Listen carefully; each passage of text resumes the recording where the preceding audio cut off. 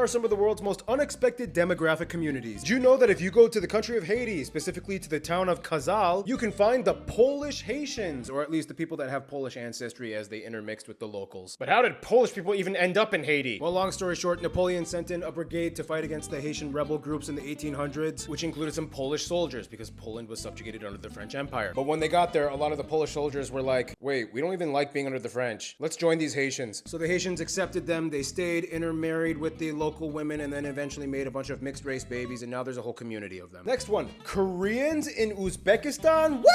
This is a unique one. I'm really glad I had the opportunity to meet some of them when I went there with my mom. So long story short, Japan started colonizing Korea, so a lot of them decided to flee to neighboring Eastern Russia, aka the Vladivostok area. But then Stalin was all suspicious, and he's all like, oh, these Koreans might be Japanese spies. So he deported all their asses to Central Asia. I'm not even joking, like he swept up the whole place and put them on trains. It was almost like 200,000 of them. Luckily, they adapted quickly, and unfortunately, they were not allowed to return though. Over time, many of them lost their Korean language speaking skills, only speaking Russian now. My mom actually tried to talk to one of them, and the woman only knew like a few basic words in Korean. But the cool thing is they still kept a lot of Korean traditions, like making kimchi, and when cabbage wasn't available, they made carrot kimchi. Like they still knew how to be Korean. Oh, it was like seeing long lost distant cousins. Next up, a bunch of Micronesian Pacific Islander Marshallese people in the state of Arkansas. For those who don't know, this is where the Marshall Islands are in the Pacific Ocean, just south of Japan, north of Australia. So the one thing you gotta know is that the USA has a Compact of Free Association status with 3 countries that used to be US territories: Palau, Marshall Islands, and the Federated States of Micronesia. That means people from these 3 countries can live and work in the USA without a visa, and if they want to gain citizenship, the path is much easier for them. Therefore, back in the 80s and 90s, Tyson Foods, the USA's largest poultry company, decided to take advantage of that free association status thing and hire a bunch of Marshallese people when they wanted to hire migrant workers. And now in Springdale, Arkansas, there's a lot of Marshallese people. They assimilated very well. Marshallese people already speak English. It's an official language in their country. A lot of them are Christian, which a lot of people in Arkansas were Christian, so they fit in really well. Next one, Welsh Patagonians in Argentina. So long story short, in the 19th and 20th centuries, Argentina said to Europe, hey, move to our southern Patagonia region because it's like empty and nobody lives there. And for some reason, Welsh people of all people were like,